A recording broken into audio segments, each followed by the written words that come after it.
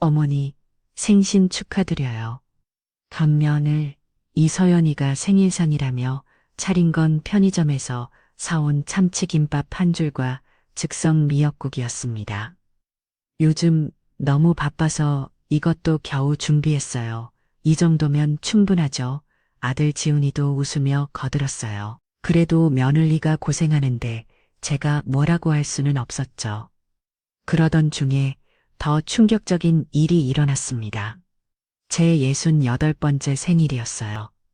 평생 남의 생일만 챙겨주니라 바빠서 제 생일은 늘 조용히 넘겼는데 아들 가족과 함께하는 첫 번째 생일이라 조금은 기대하고 있었어요. 차가 떠나는 걸 보면서 조금은 서글픈 마음도 들었어요. 그래도 30년 동안 키운 아들인데 말이에요. 하지만 후회는 없었습니다. 제가 선택한 길이니까요. 그날 저녁 재봉 씨가 반찬을 들고 찾아왔어요. 김 사장님 혼자 계시는데 제대로 드시고 계세요? 고마워요. 이 사장님, 들어오세요. 아들 내 외가 정말 나갔네요. 네, 오늘 아침에 갔어요. 어떠세요? 마음이 사실 좀 서글프긴 해요. 그래도 제가 낳은 아들인데 말이에요. 재봉 씨가 제 손을 잡아주셨어요. 김 사장님 잘하신 거예요. 그런 사람들과 계속 살았으면 더 힘드셨을 거예요. 맞아요. 이제 자유로워졌어요. 김 사장님, 그런데 앞으로 계획이 있으세요? 글쎄요. 아직은 모르겠어요. 일단 혼자 지내보려고요. 김 사장님, 제가 너무나 서는 것 같아서 죄송한데 혹시 저랑 가끔 같이 시간 보내시는 게 어때요? 그 말을 제 마음이 두근거렸습니다. 재봉 씨도 저처럼 혼자 사시는 분이니까요. 좋아. 저도 혼자 있다 보면 외로울 때가 있거든요. 그럼 내일부터 제가 아침마다 들릴게요. 정말요? 고마워요. 그날부터 재봉 씨가 매일 찾아왔습니다. 아침에 같이 시장 가서 장도 보고 오후에는 카페에서 커피도 마시고 저녁에는 같이 산책도 했습니다. 2주일쯤 지났을 때 시장에서 소문이 나기 시작했어요. 김 사장님 며느리 이가 참치 김밥으로 생일상 차려드렸다면서요? 그런데 사돈 어머니한테는 30만 원짜리 참치 오마카세 사줬다고 하던데. 아이고, 김 사장님 얼마나 속상하셨겠어요. 시장 아주머니들은 제 편을 들어줬습니다. 잘하셨어요. 그런 며느리랑 아들이면 없는 게 나아요. 맞아요. 김 사장님이 얼마나 고생해서 키운 아들인데 요즘 젊은 사람들은 정말 버릇이 없어요. 며칠 후에는 더 재미있는 일이 벌어졌습니다. 서연이 피부관리샵이 망했다는 소문이 들렸어요. 김 사장님 들었어요? 며느리 이 피부샵 망했대요. 정말요. 참치 김밥 포부 사건이 소문나서 손님들이 다 떠났대요. 참치 김밥 포부 사건이요. 시어머니한테는 김밥 하나, 친정 어머니한테는 오마카세 해준 얘기 말이에요. 소문이 쫙 퍼졌거든요. 손님들이 그런 사람한테 피부 관리 받기 싫다고 하면서 한 명도 안 온대요. 사실 그건 제가 시장 아주머니들한테 얘기한 게 입소문을 탄 거였어요. 의도한 건 아니었지만 결과적으로 서연이한테는 치명타가 된 셈이었죠. 그리고 며칠 뒤에는 지훈이가 회사에서 잘렸다는 소문도 들렸어요. 아들님이 주식 투자하다가 회사 돈까지 건드렸다는 얘기가 있어요. 어머니, 정말요? 네, 그래서 잘렸대요. 지금은 부천역 앞고 시원에서 둘이 알바하면서 산다고 하던데요. 한편으로는 안쓰럽기도 했지만 자업자들 기라는 생각이 들었습니다. 그런 와중에 재봉 씨와 저는 점점 가까워졌습니다. 아침부터 서연이가 부산하게 뭔가 준비하는 것 같더라고요. 아, 내 생일상을 준비하는구나 싶어서 마음이 설렜습니다. 어머니 생신 축하드려요. 그런데 서연이가 들고 나온 건 편의점 봉지였습니다. 매일 만나다 보니 서로에 대해 많은 것을 알게 됐어요. 어느 날 저녁 재봉 씨가 조심스럽게 말했습니다. 김 사장님, 제가 하나 여쭤봐도 될까요? 네, 뭐든지 물어보세요. 김 사장님과 이렇게 시간을 보내면서 제 평생 제일 행복해요. 혹시 김 사장님도 같은 마음일까요? 그 말에 제 얼굴이 빨개졌어요. 저도 이 사장님과 함께 있으면 마음이 편해요. 그럼 앞으로도 계속 함께 해주시겠어요? 네, 그럼요. 사실 저는 김 사장님을 처음 봤을 때부터 좋은 분이라고 생각했어요. 그런데 이렇게 가까워지니까 더욱 마음이 끌리네요. 저도 마찬가지예요. 이 사장님 같은 분을 만나서 정말 다행이에요. 김 사장님, 우리 나이에 이런 감정을 갖는 게 이상한 건 아니죠. 전혀 이상하지 않아요. 오히려 이 나이에 이런 마음을 갖게 되어서 감사해요. 그날부터 우린 연인처럼 지내기 시작했습니다. 매일 함께 시장하고 같이 요리하고 함께 TV도 보고요. 한 달쯤 지났을 때 재봉 씨가 정식으로 프로포즈를 했어요. 김 사장님, 저희 결혼하면 안 될까요? 결혼이, 네, 어차피 매일 함께 있는데 정식으로 가족이 되면 좋겠어요. 하지만 우리 나이에 나이가 뭐가 중요해요. 서로 의지하고 살면 되는 거죠. 저는 잠시 생각해 봤어요. 저도 이재봉 씨와 평생 함께하고 싶었습니다. 좋아요. 우리 결혼해요. 2달 후 저희는 시장 사람들과 가까운 지인들만 모시고 작은 결혼식을 올렸습니다. 김 사장님, 아니, 이제는 이사모님이라고 불러야겠네요. 시장 아주머니들이 진심으로 축하해 주셨습니다. 결혼 후에는 재봉 씨가 제 집으로 이사 왔습니다. 찹쌀 도넛 가게는 계속 운영하고 저는 가끔 도와드리기로 했어요. 여보, 오늘 도넛 반죽까지 해볼까요? 네, 좋아요. 사랑하는 사람과 함께하는 인생은 매일 즐거웠습니다. 그런데 결혼하고 한 달쯤 됐을 때 예상치 못한 일이 벌어졌습니다. 지훈이가 갑자기 찾아온 거예요. 엄마, 안녕하세요. 문을 열어보니 지훈이가 서 있었습니다. 많이 말랐고 얼굴도 많이 상해 있었어요. 왜 왔어? 엄마, 들어가도 될까요? 할 말이 있어요. 재봉 씨가 옆에서 지켜보고 있었어요. 들어와 거실에 앉은 지훈이가 고개를 숙이고 말했습니다. 엄마, 정말 미안해요. 뭐가 그동안 제가 너무 잘못했어요. 엄마한테 정말 못된 짓을 했어요.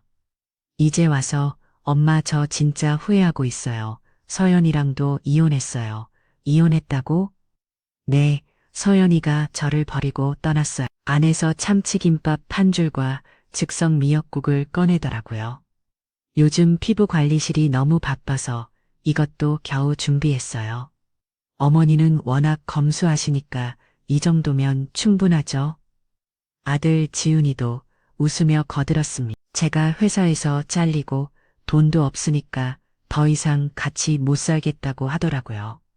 조금 안쓰럽긴 했지만 자업자들이라는 생각이 들었습니다. 그래서 왜 왔어? 엄마 저 정말 잘못했어요. 다시 기회를 주세요. 무슨 기회야? 다시 엄마 아들로 살게 해주세요. 옆에서 가만히 듣고 있던 재봉 씨가 말했습니다. 지훈 씨, 어머니가 얼마나 상처받으셨는지 아세요? 네, 알아요. 정말 죄송해요. 그때 지훈이가 저에게 무릎을 꿇었습니다. 엄마 제발요. 저 혼자서는 못 살겠어요. 지훈아, 너는 이제 42살이야. 혼자 살 나이가 됐잖아. 지훈이가 울기 시작했어요.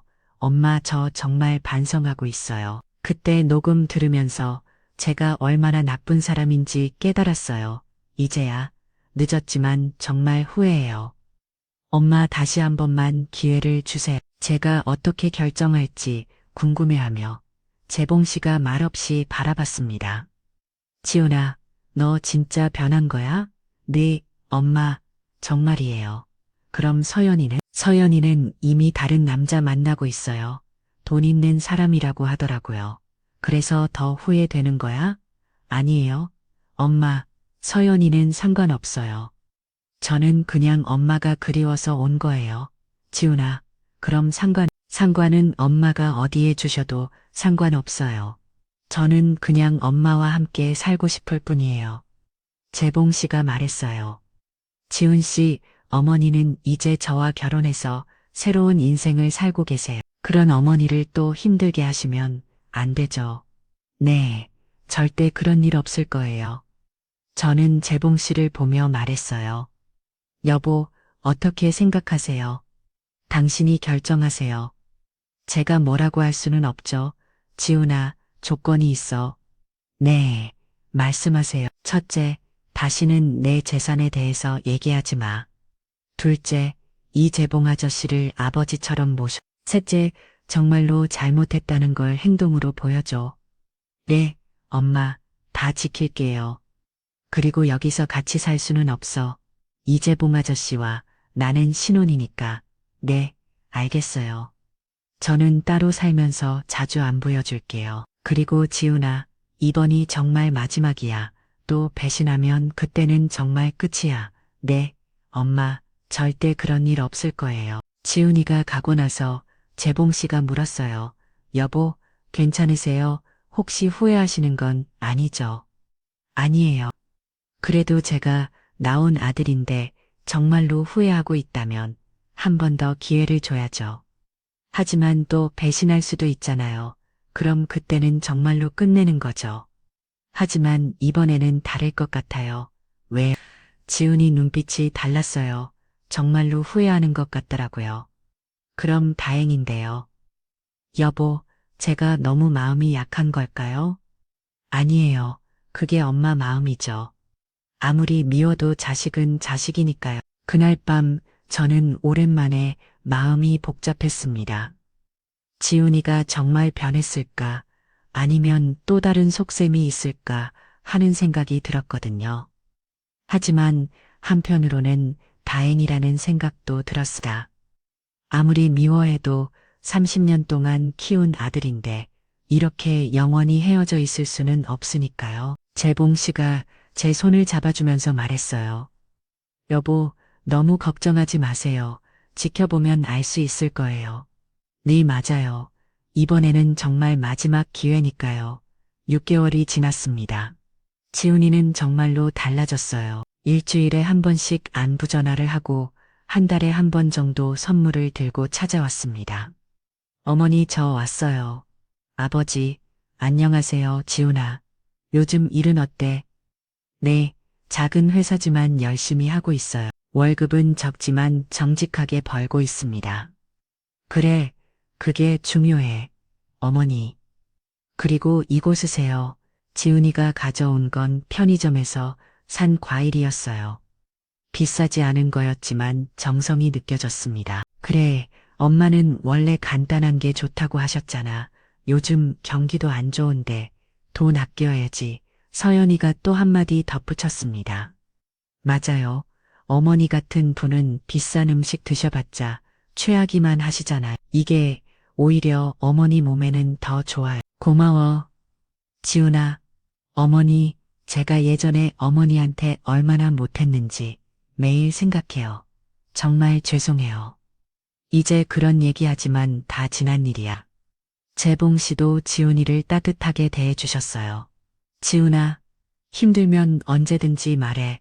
우리가 도울 수 있는 건 도와줄게. 고맙습니다. 아버지, 하지만 이제는 제가 혼자 해보려고요. 그런 지훈이를 보니 정말로 많이 변한 것 같았습니다. 그리고 1년이 지났습니다. 저와 재봉 씨는 정말 행복하게 살고 있었어요. 매일 아침 함께 차를 마시고 가게에서 함께 일하고 저녁에는 산책을 하며 하루를 마무리했습니다. 여보, 오늘 지훈이가 온다면서요? 네, 저희 결혼 1주년이라고 축하하러 온대요. 기특한 아들이네요. 정말 많이 달라졌어요. 그날 저녁 지훈이가 작은 케이크를 들고 왔어요. 어머니, 아버지 결혼 1주년 축하드려요. 고마워, 지훈아. 어머니 정말 행복해 보이세요. 아버지도 어머니를 잘 모셔주셔서 감사해요. 지훈이가 간 후 재봉 씨와 함께 차를 마시며 얘기했어요. 여보, 지훈이 정말 많이 변했네요. 네, 정말 다행이에요. 처음에는 걱정했는데 이제는 안심이 돼요. 저도요. 아무래도 한번 크게 데인 사람은 달라진 아바요. 그런데 여보 후회하지 않으세요? 상가를 기부한 거 전혀요. 오히려 잘한 것 같아요. 그 덕분에 지훈이가 정신을 차렸으니까요. 맞아요. 돈보다는 사람이 더 소중하죠. 창밖을 보니 별이 참 예뻤어요. 재봉 씨와 함께 보는 별은 더욱 아름다웠습니다. 여러분, 여기까지가 제가 겪은 이야기입니다. 전 평생 남을 위해서만 살았습니다. 남편을 위해, 아들을 위해, 며느리를 위해 말이에요. 그런데 정작 저를 위해서는 아무것도 하지 못했죠. 나 자신을 사랑하는 것도 중요하다는 것을 68년을 살고 나서야 깨달았습니다. 내가 행복해야 다른 사람도 행복하게 해줄 수 있다는 거래요. 이제 남은 날들은 저를 위한 시간으로 사랑하는 사람과 함께 보내려고 합니다. 그리고 가끔은 변화한 아들과도 따뜻한 시간을 나누면서요. 여러분의 인생에도 이런 따뜻한 순간들이 다가오기를 바랍니다. 시청해주셔서 저는 아무 말 없이 그 김밥을 받아들였습니다. 68년을 살아오면서 이렇게 마음이 서글픈 적이 있었나 싶더라고요. 그래도 아들 내외가 신경 써준 것만으로도 고맙다고 생각하려 했어요. 그런데 며칠 뒤였습니다. 서연이가 화장실에 가면서 휴대폰을 소파에 두고 갔는데 마침 SNS 알림이 계속 올리더라고요. 혹시 급한 일인가 싶어서 화면을 봤는데 그만 깜짝 놀라고 말았습니다. 서연이 SNS에 올라온 사진이었는데 굉장히 고급스러워 보이는 참치 회집이었습니다. 테이블 위에 온갖 참치 요리들이 가득하고 서연이가 어떤 사람과 함께 환하게 웃고 있었어요. 그분은 바로 서연이 친정 어머니였습니다. 사진 밑에는 이런 글이 적혀 있더라고요. 우리 엄마 생신이라 강남에 있는 참치 오마카세 코스로 모셨어요. 1인당 30만 원이지만 우리 엄마는 최고니까 효도는 이렇게 하는 거죠. 그 순간 제 머리가 하얘졌습니다. 사도는 강남에 있는 1인당 30만 원짜리 참치 오마카세. 저는 편의점 참치 김밥 한 줄 더 기가 막힌 건 댓글 드렸습니다. 우와, 역시 서연 언니 진짜 효녀다. 부러워요. 우리 엄마도 이렇게 모시고 싶어요. 어머니가 정말 행복해 보이세요. 제가 보기에도 사도는 딸과 함께 고급 음식을 먹으며 너무나 행복하게 웃고 있었습니다. 그날 밤 잠이 오지 않았습니다. 가슴이 답답하고 서러워서 견딜 수가 없었습니다. 68년을 살아오면서 이렇게 자존심이 상한 적이 있었나 싶었어요. 다음 날 아침 서연이가 아무렇지 않게 아침상을 차려주면서 말했습니다. 어머니, 어제 제 친정엄마 생신이어서 참치 오마카세 다녀왔어요. 너무 비싸서 부담스럽더라고요. 그러면서 웃으며 덧붙였습니다. 맞아. 엄마는 워낙 검소한 사람이잖아. 괜히 비싼 음식 드셔봤자 최악이만 할 거야. 그런데 며칠 뒤 서연이가 SNS에 올린 사진을 보고 제 가슴은 철렁 내려앉았습니다. 역시 어머니처럼 검소하신 분이 최고예요. 돈 안 들어서 얼마나 좋아요. 그 순간 제 속에서 뭔가 끓어오르는 걸 느꼈습니다. 하지만 꼭 참았어요. 아직은 때가 아니라고 생각했거든요. 그날부터 저는 조용히 관찰하기 시작했습니다. 과연 이 아들 내외가 저를 어떻게 생각하고 있는지, 제가 너무 예민하게 받아들인 건 아닌지 말이에요. 그렇게 며칠이 지나고 저는 시장에 반찬 재료를 사러 나갔습니다. 오랜만에 집을 나서니 답답했던 마음이 조금 풀리는 것 같더라고요. 그런데 시장 입구 찹쌀 도넛 가게에서 누군가가 저를 불렀습니다. 김 사장님, 오랜만이세요. 돌아보니 이재봉 씨였습니다. 63세이고 몇 년 전부터 제 가게에서 반찬을 사가던 남자 단골 손님입니다. 원래는 세무사셨는데 은퇴하신 후에 찹쌀 도넛 가게를 운영하고 계셨어요. 아내 분가는 몇 년 전에 암으로 사별하고 혼자 사신다고 들었습니다. 잘 지내셨어요? 요즘 반찬 가게는 어떻게 하세요? 요즘은 허리 수술 때문에 잠시 쉬고 있어요. 아들 집에서 지내고 있습니다. 그러셨구나. 그런데 표정이 너무 어두워 보이시는데 혹시 무슨 일 있으세요?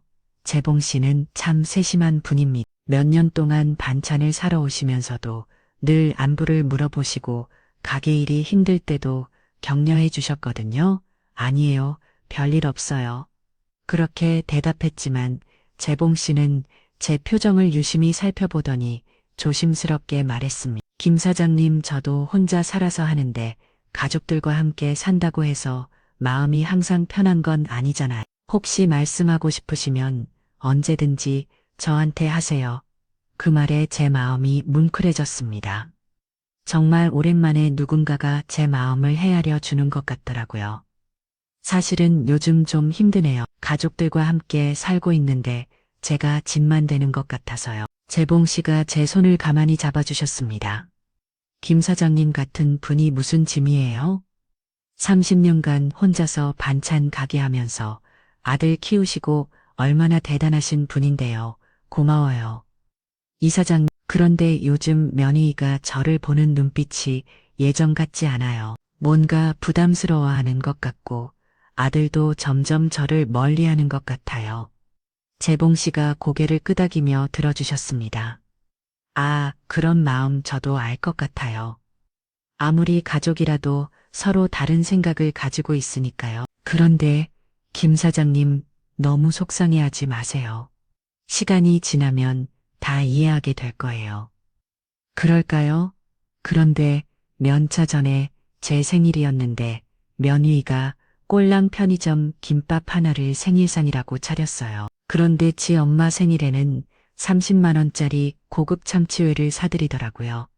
재봉 씨의 표정이 순간 굳어졌습니다. 그게 정말인가요? 네, SNS에 올린 걸 봤어요.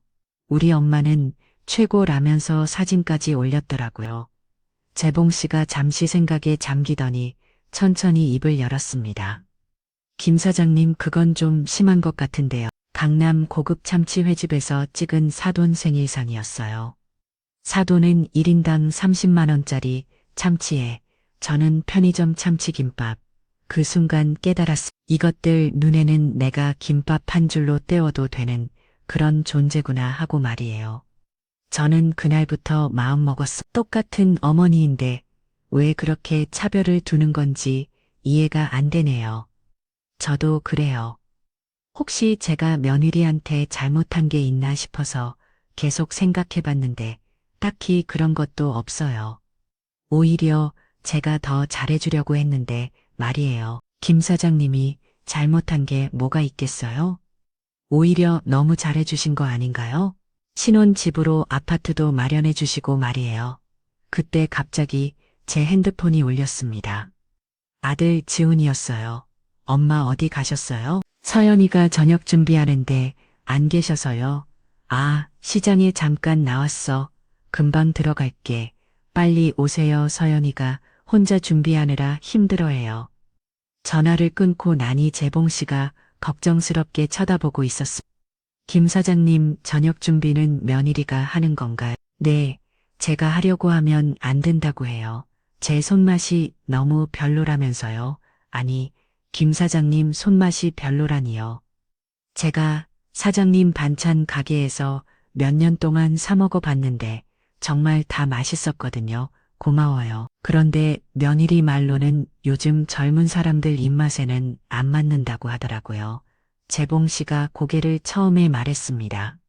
그건 핑계인 것 같은데요. 아무리 그래도 시어머니가 해주시는 음식을 그렇게 말하면 안 되죠. 그러게요.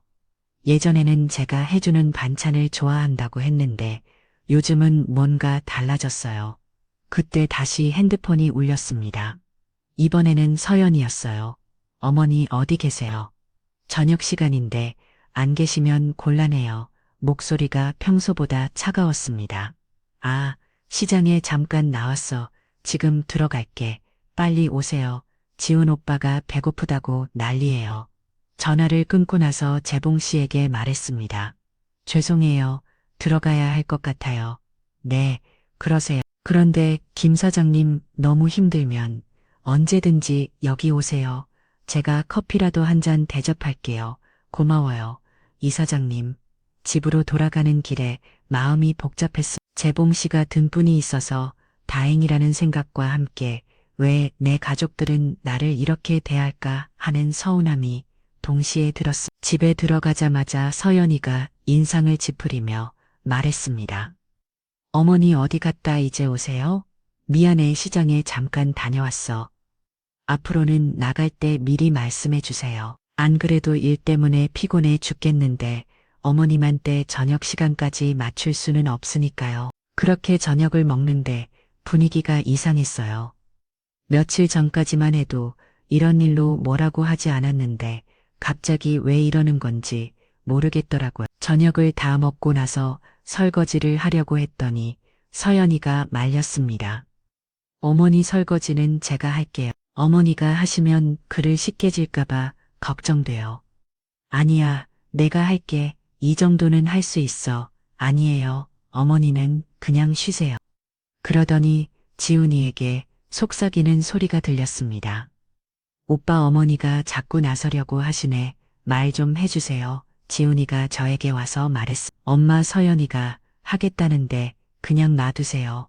엄마는 쉬시면 되잖아요. 그 순간 이 집에서 저는 정말로 아무것도 하면 안 되는 사람이 되어버린 거구나. 그냥 방에서 조용히 있어야 하는 존재가 되어버린 거구나. 하고 말입니다. 그날 밤 잠이 오지 않아서 가만히 누워 김밥 한 줄로 내가 치를 매긴 이 자식들에게 내가 누구인지 똑똑히 보여주기로 말이에요.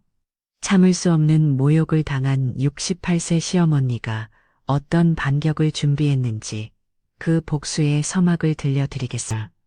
본격적으로 시작하기 전에 영상 오른쪽 아래에 구독, 좋아요 눌러주세요. 모두 무료입니다. 저는 정말 내가 이 집에서 짐이 되어버린 건가? 아들 내 외가 나를 부담스러워하는 건가? 하고 말입니다. 그런데 새벽 2시쯤 거실에서 서연이 목소리가 들렸습니다. 엄마 지금 통화 괜찮으세요? 친정 어머니와 통화하는구나 싶어서 그냥 듣고 있었는데 들려오는 내용이 충격적이었습니다. 엄마 시어머니 저 인간 때문에 너무 스트레스 받아요. 그냥 방에만 있으면 되는데 자꾸 주제 넘게 나서려고 해요. 어제도 시장 간다고 연락도 안 하고 나가더라고요. 제 가슴이 콩 내려앉았습니다. 며느리가 저를 이렇게 생각하고 있었다네요. 솔직히 말하면 빨리 나가서 혼자 살았으면 좋겠어요. 지훈 오빠도 요즘 저한테 짜증내고 이게 다 저 인간 때문인 것 같아요.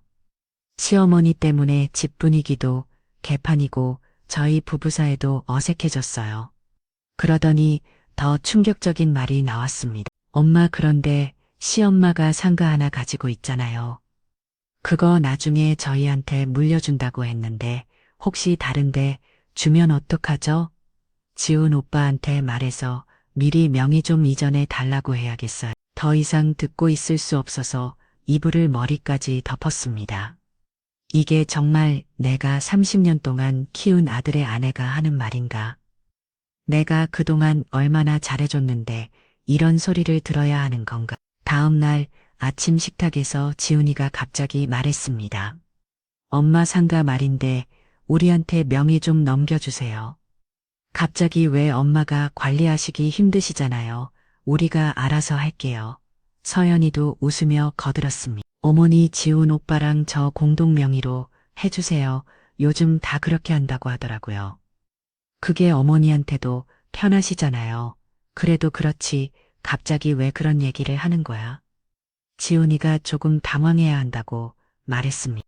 그냥 엄마 혼자서 관리하시는 게 부담스러워 보여서요. 세금 신고도 해야 하고 임대료 관리도 해야 하고 말이에요. 서연이가 또 끼어들었습니다. 맞아요. 어머니 같은 분은 그런 복잡한 일 안 하시는 게 좋아요. 저희가 다 알아서 처리할게요. 그 순간 어젯밤 들었던 통화 내용이 떠올랐습니다. 결국 내 재산이 목적이었구나. 나를 돌봐준다는 건 다 핑계였구나 싶더라고요. 알겠다. 한번 생각해 볼게. 정말요. 고마워요. 엄마, 지훈이 기뻐하는 모습을 보니 마음이 더 서글펐습니다. 평생을 동네 전통시장에서 반찬 가게 하나 붙들고 살아온 사람이에요. 30년 동안 새벽 4시면 일어나서 반찬을 만들고 저녁 늦게까지 가게를 지키며 살았습니다. 남편은 10년 전 교통사고로 먼저 떠났고 그 이후로는 아들 지훈이 하나만 바라보며 혼자 살아왔어요. 내 재산을 넘겨달라고 할 때만 이렇게 환하게 웃는구나. 평소에는 언제 이렇게 반가워했나 싶어서요. 그날 오후 저는 다시 시장으로 나갔습니다. 찹쌀 도넛 가게에 가니 재봉 씨가 반갑게 맞아주셨어요. 김 사장님 어제 집에 가신 후에 어떠셨어요? 이 사장님 큰일 났어요. 저는 어젯밤 들었던 며느리 통화네 그리고 오늘 아침 상가 이야기를 모두 털어놨어요. 재봉 씨 얼굴이 점점 굳어졌습니다. 김 사장님 그건 정말 심각한 문제네요. 아무래도 보안이 재산을 노리고 있었던 것 같은데요. 절대로 성급하게 명예 이전하시면 안 돼요. 한번 넘어간 재산은 다시 돌려받기 어려워요. 재봉 씨는 전직 세무사셔서 그런지 이런 일에 대해 잘 알고 계셨습니다. 그럼 어떻게 해야 할까요? 김 사장님, 혹시 제가 조언 하나 드려도 될까요? 저도 세무사 일하면서 이런 경우를 많이 봤거든요. 네, 말씀해 주세요.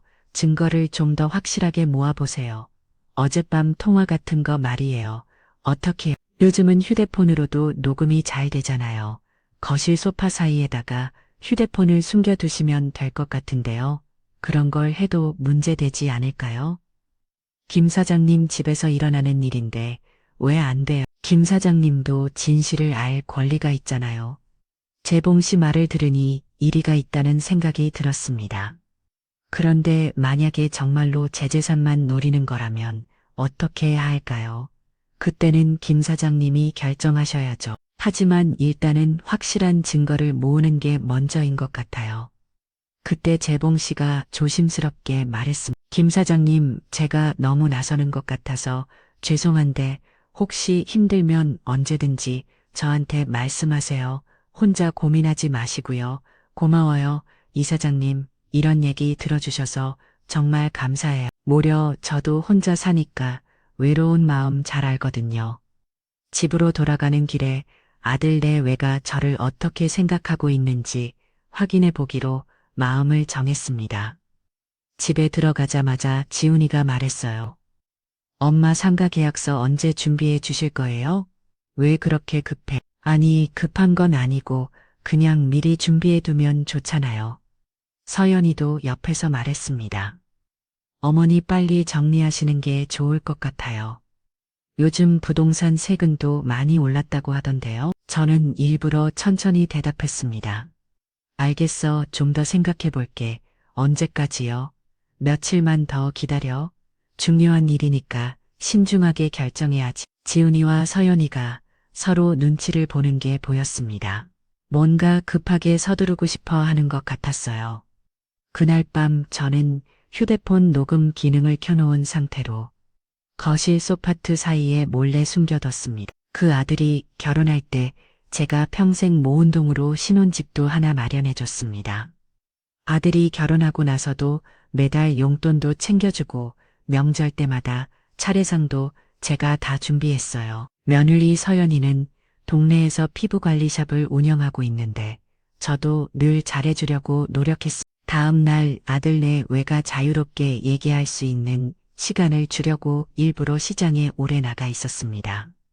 재봉 씨와 함께 커피를 마시며 시간을 보내다가 저녁 무렵에야 집으로 돌아갔습니다. 저녁을 먹고 난 후 저는 일찍 방으로 들어가 숨겨둔 휴대폰에 녹음된 걸 확인했습니다. 첫 번째 녹음은 지훈이와 서연이가 나눈 대화였어요. 서연아, 엄마가 상가명의 이전을 자꾸 미루는 것 같은데 그러게 혹시 마음이 바뀌신 건 아닐까? 다른 데 주실 생각인가? 그럴 네가 내가 아들인데 우리 말고 누구한테 주겼어? 그런데 오빠, 우리 언제까지 이렇게 살아야 돼? 친구들이 시어머니랑 같이 산다고 하니까 다들 이상하게 봐. 솔직히 매일 눈치 보면서 사는 거 너무 짜증나. 두 번째 녹음에는 더 충격적인 내용이 있었습니다. 지훈 오빠 어머니 혹시 치매하니까 갑자기 왜 요즘 행동이 좀 이상해 자꾸 의심하는 것 같고 예전 같지 않아? 그럴 리가 엄마는 정신 멀쩡하셔. 그러다가 갑자기 치매가 오면 어떻게 치매 오기 전에 상가명에 이전 받아놔야 하는 거 아니야? 나중에 정신이 이상해지면 법적으로 문제될 수도 있고 그것도 그러네. 빨리 처리해야겠다. 세 번째 녹음에는 서연이가 친구와 통화하는 내용이었습니다. 언니 시어머니 때문에 정말 미치겠어. 왜, 뭔 일 있어? 그냥 방에만 처박혀 있으면 되는데 주제 넘게 자꾸 나서려고 하잖아. 아이고, 그러게 시어머니들은 왜 다 그럴까? 그런데 다행히 상가 하나 가지고 있어. 그것만 받고 나면 이제 나가서 혼자 살라고 하려고. 오, 상가 있어? 그럼 괜찮네. 응. 그래서 지금 명의 이전 받으려고 하고 있어. 그런데 이 인간이 짜증나게 자꾸 미룸내 빨리 받아야지. 나중에 마음 바뀌면 어떡해. 그러게. 그런데 혹시 저 인간이 우리 속마음 할까봐 걱정돼. 며느리의 대화를 듣다 보니 손이 계속 덜덜 떨렸습니다. 마지막 녹음은 지훈이가 친구와 통화하는 내용이었어요. 야, 너 아직도 엄마랑 같이 살아? 응, 수술하시고 나서 혼자 못 계시겠다고 해서 언제까지 그러고 살 거야? 나라고 이러고 싶겠어? 엄마한테 물려받을 상가 하나 있어서 어쩔 수 없이 참고 사는 거야. 아, 그럼 괜찮네. 그거 받고 나면 얼른 나가시라고 해. 그래야겠어. 엄마 때문에 답답해서 미칠 것 같아. 친구들도 다 독립해서 사는데 우리만 이래. 저는 더 이상 들을 수 없어서 휴대폰을 껐습니다. 가슴이 너무 아파서 숨을 쉬기도 힘들었어요. 하지만 동시에 분노도 치밀어 올랐습니다. 평생 아들 하나 키우려고 고생한 게 이런 대접을 받기 위해서였나. 내 돈으로 사준 집에서 내가 이런 소리를 들어야 하나 하는 생각이 들었습니다. 다음 날 아침 저는 마음을 단단히 먹었습니다. 그런데 최근에 제가 허리 디스크가 심해져서 수술을 받게 됐어요. 의사 선생님이 혼자 있으면 안 된다고 해서 아들 부부가 함께 살자고 했습니다. 엄마 수술 받고 혼자 계시면 위험해요. 우리 집으로 오세요. 맞아요. 어머니, 저희가 돌봐드릴게요. 혼자 계시면 저희도 걱정돼요. 더 이상 당하고만 있을 수는 없었어요. 재봉 씨에게 전화를 걸었습니다. 이 사장님 지금 시간이 있으세요? 급한 일이 있어서요. 네, 언제든지요. 무슨 일인가요? 어제 녹음한 거 들어봤는데 정말 심각해요.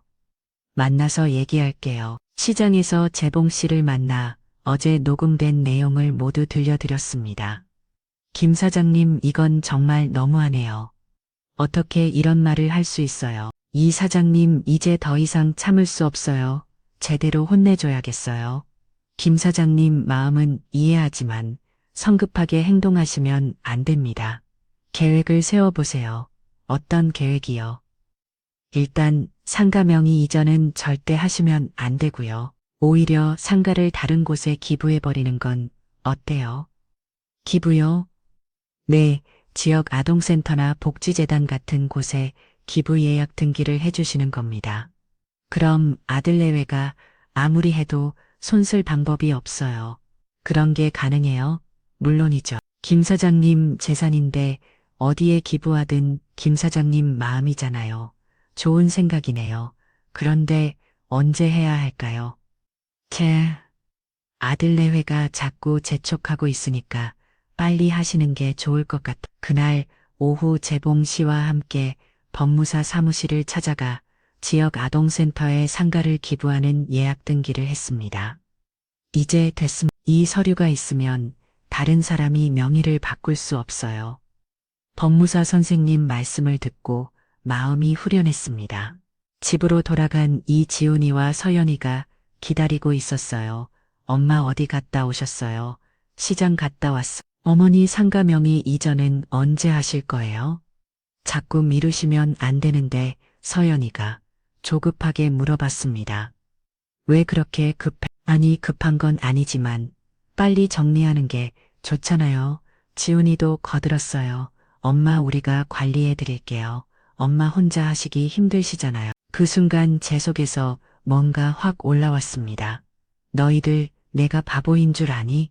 엄마 갑자기 왜 그러세요? 내가 다 들었어. 너희들이 뭘 생각하고 있는지 말이야. 지훈이와 서연이가 당황한 표정을 지었어요. 뭘 들으셨다는 거예요? 저는 휴대폰을 꺼내서 녹음된 내용을 틀었습니다. 서연이가 친정 어머니와 나는 통화, 지훈이와 서연이의 대화, 친구들과의 통화 내용까지. 모두 말이에요. 시어머니 때문에 짜증나 죽겠다. 빨리 나가서 혼자 살았으면 좋겠다. 상가만 받고 나면 나가라고 하겠다. 녹음이 나올 때마다 둘의 얼굴이 새하얘졌습니다. 엄마 이건 뭐가 이건이야? 내가 너희한테 겨우 이따위 취급이나 받는 존재였어? 아니에요, 어머니. 어머니가 오해하시는 거예요. 서연이가 당황해서 말했지만 저는 더 이상 속지 않았습니다. 오해, 너희들이 직접 한 말인데 뭐가 오해야? 어머니, 그건 제가 스트레스 받아서 홧김에 한 말이에요. 진심이 아니라고요. 그럼 지훈이는 엄마한테 물려받을 상가 때문에 참고 산다고 친구한테 얘기한 것도 진심이 아니야? 지훈이는 말문이 막힌 것 같았습니다. 엄마, 그게 아니라, 됐어. 이제 다 알았다. 저는 가방에서 서류를 꺼냈습니다. 이게 뭔지 알아? 뭐예요? 상가 기부 서류야. 지역 아동센터에 기부했어. 그 순간 지훈이와 서연이가 깜짝 놀랐습니다. 뭐라고요? 내가 죽으면 자동으로 아동센터로 넘어가. 너희들은 한 푼도 못 받아. 어머니 그럴 수는 없어요. 서연이가 소리쳤습니다. 왜 없어? 그렇게 해서 제가 사준 아파트에서 아들네 외와 함께 살게 됐습니다. 오랜만에 가족들과 함께 밥 먹고 얘기하고 처음 몇 달은 정말 좋았어요. 하지만 시간이 지나면서 조금씩 분위기가 달라지기 시작했습니다. 내 재산인데 내가 어디에 줄지 내 마음이지. 그렇지만 저희는 가족이잖아요. 가족이 서류를 이렇게 뒤에서 지훈이가 허둥지둥 말했습니다. 엄마 다시 생각해봐요. 우리가 잘못했어요. 이제 와서 잘못했다고. 늦었어 엄마 제발요. 다시 되돌릴 수 없어요? 안 돼 이미 끝났어. 서연이가 갑자기 화를 내기 시작했습니다. 어머니 이건 너무 심하신 거 아니에요? 저희가 그동안 어머니 모시려고 얼마나 고생했는데 모시려고 고생했다고 너희들이 언제 나를 모셨어? 저희가 요리도 해드리고 청소도 해드리고 했잖아요. 그건 너희들이 나한테 하지 말라고 했잖아. 어쨌든 저희가 모셨어요. 그런데 상가를 다른데 주시면 어떡해요? 그 순간 서연이의 본색이 완전히 드러났습니다. 역시 상가가 목적이었구나. 그게 아니라 됐어. 이제 너희들 진짜 얼굴 다 봤으니까 지훈이가 마지막으로 애원했습니다. 엄마 정말 다시 생각해봐요. 우리가 앞으로 잘할게요. 이제 와서 너무 늦었어. 저는 방으로 들어가면서 마지막으로 말했습니다. 그리고 이 집은 4명이야. 나가기 싫으면 나가지 마. 하지만 앞으로는 서로 남남으로 살자. 그날 밤부터 집 분위기가 완전히 달라졌어. 지훈이와 서연이가 저를 보는 눈빛이 차갑게 변했어요. 하지만 저는 상관없었어. 이미 마음의 준비가 되어 있었으니까요. 다음 날 아침 서연이가 차갑게 말했습니다. 어머니 아침은 차려드리지 않을게요. 앞으로는 각자 알아서 하세요. 그래, 알겠어. 그리고 청소나 빨래도 각자 하시고요. 그렇게 지훈이도 말을 거의 하지 않았어요. 출근할 때도 인사 한마디 없이 나갔습니다. 하지만 저는 오히려 홀가분했어요. 눈치 볼 필요도 없고 제가 하고 싶은 대로 할 수 있으니까요. 오랜만에 직접 반찬도 만들고 청소도 했습니다. 점심때쯤 재봉 씨에게서 전화가 왔습니다. 김 사장님, 어제 일을 어떻게 됐어요? 다 말했어요. 녹음 파일도 들려주고 상가 기부한 것도 말했고요. 아들, 내 외 반응은 어땠어요? 처음에는 당황하다가 나중에는 화내더라고요. 특히 며느리가 본색을 다 드러냈어요. 그럼 이제 어떻게 하실 거예요? 각자 살기로 했어요. 같은 집에 있지만 남남으로요. 김 사장님, 혹시 힘들면 언제든지 말씀하세요. 고마워요. 이 사장님, 덕분에 이 나이에 새로운 인생을 시작할 수 있을 것 같아요.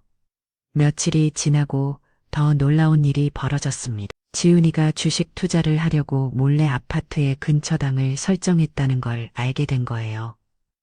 은행에서 연락이 왔습니다. 김말수님 아파트 근처당 설정 관련해서 확인차 연락드렸습니다. 근처당이요? 저는 그런 거 한 적 없는데요. 아들분이 공동명의자로 되어 있어서 설정하신 것 같습니다. 지훈이가 저 몰래 집을 담보로 대출을 받았다니. 그 순간 머리가 하얘졌어요. 얼마나 받았어요? 8천만 원입니다. 저는 바로 지훈이한테 전화했습니다. 지훈아, 너 집에 근처당 왜 잡았어? 엄마, 그게 8천만 원이나 빌렸다면서 엄마 주식 투자하려고 잠깐 빌린 거야. 금방 갚을 거야. 내 허락도 없이 어떻게 그런 일을 해? 엄마 어차피 우리 집이잖아. 처음에는 어머니 편하게 쉬세요라고 하더니 점점 제가 할 수 있는 일들을 하나 둘씩 제안하기 시작했어요. 어머니 요리는 제가 할게요. 어머니가 하시면 간이 너무 세요. 어머니 청소도 제가 알아서 할게요. 어머니 방식은 요즘 스타일이 아니에요. 어머니 빨래도 그냥 놔두세요. 어머니가 하시면 옷이 다 상해요. 하나하나 들어보면 다 저를 배려하는 말 같았지만 왠지 마음 한 구석이 서운했습니다. 그리고 주식으로 돈 벌면 엄마한테도 좋은 거고 좋기는 뭐가 좋아. 당장 갔다. 엄마 지금은 돈이 없어. 좀 기다려줘. 상가도 모자라서 집까지 건드렸다니 전화를 끊고 나서 너무 화가 났어요. 그날 저녁 지훈이가 들어왔을 때 따져 물었습니다. 지훈아, 너 주식 투자 어떻게 됐어? 엄마 그게 좀 손해를 봤어. 얼마나 한 5천만 원 정도? 뭐라고 황당하게도 8천만 원 빌려서 5천만 원을 잃었다는 겁니다. 미쳤네? 그 돈 어떻게 갚을 거야? 서연이가 옆에서 끼어들었어요. 어머니 그러니까 상가라도 저희한테 주셔야 하는 거 아니에요? 이렇게 빚만 늘어나면 어떡해요? 뭐라고? 지금 이 상황에서 또 상가 얘기야?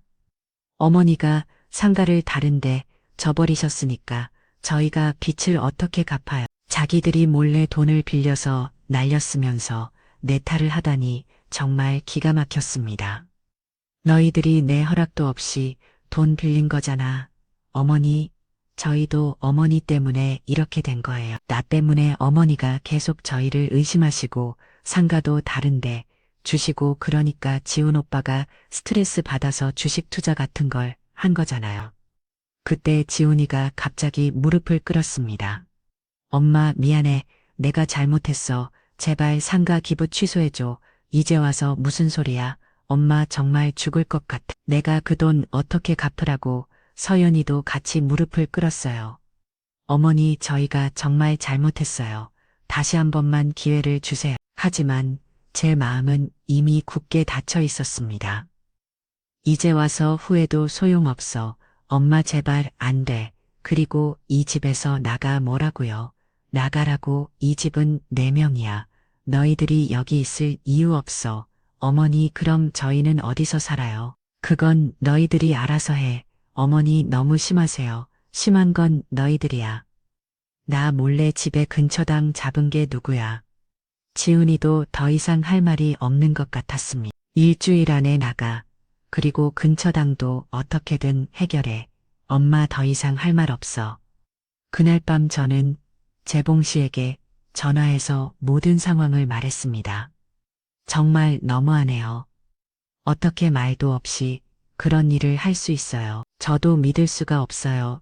이 정도일 줄은 몰랐어요. 그런데 김 사장님 아들 내외가 나간 다음에는 어떻게 하실 거예요? 모르겠어요. 혼자 살아야죠. 김 사장님, 제가 하나 제안해도 될까요? 네, 말씀해 주세요. 저도 혼자 살고 있으니까 가끔 서로 안부라도 확인하면서 지내는 게 어때요? 그 말에 제 마음이 따뜻해졌어요. 고마워요. 이 사장님 같은 분이 계셔서 정말 다행이에요. 저야말로 김 사장님 같은 분을 만나서 다행입니다. 일주일 후 지훈이와 서연이가 짐을 쌌습니다. 부천 변두리에 있는 작은 원룸을 구했다고 하더라고요. 엄마, 정말 이게 끝이야? 짐을 차에 싣으면서 지훈이가 마지막으로 물어봤어요. 끝이야, 엄마. 그래도 나는 엄마 아들인데. 너 말 잘했다. 그래, 아들이 엄마한테 이런 짓을 해? 서연이는 끝까지 저를 노려보며 말했습니다.